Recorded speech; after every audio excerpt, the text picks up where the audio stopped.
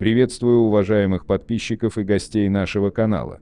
Перед просмотром ставьте лайк, подписывайтесь на канал и не забывайте нажимать на колокольчик.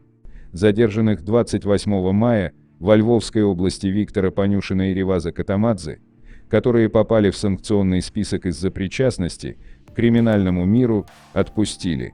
Об этом сообщает детектив.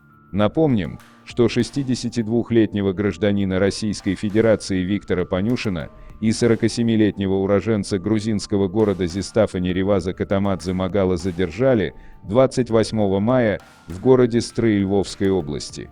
Оба находятся в санкционном списке под номерами 360 Витя Пан и 235 Магала. При этом Панюшин объявлен в международный розыск по запросу правоохранительных органов Российской Федерации. Спецоперацию проводили силами оперативников и следователей управления СБУ во Львовской области совместно с ЦСО под процессуальным руководством Львовской областной прокуратуры. По информации осведомленного собеседника издания, де юре воры в законе тогда были задержаны в порядке статья 208 Уголовно-процессуальный кодекс Украины в рамках расследования дела, которое касается организации каналов нелегальной миграции через государственную границу Украины, часть 2, статья 332 Уголовный кодекс Украины. Идеологами открытия этого окна из Европы силовики видели именно Катамадзе и Панюшина.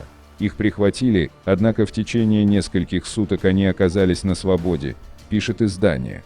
По этому поводу один источник детектив предполагает, уже очередное оперативное освобождение российского вора в законе Панюшина может быть связано с тем, что он заранее получил от украинских властей статус беженца. Что же касается освобождения Катамадзе, то у него также был припасен юридический козырь.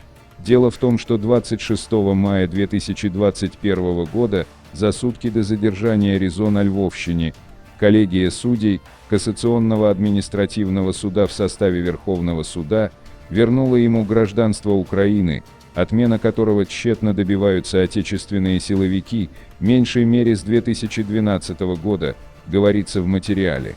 Напомним, что после принятия санкций против воров в законе в Украине стали задерживать криминальных авторитетов. Полиция задержала в Днепре одних из самых влиятельных в Украине воров в законе Умку и Лашу Свана. В Запорожье арестовали вора в законе по прозвищу Принц, который когда-то контролировал николаевских барсеточников.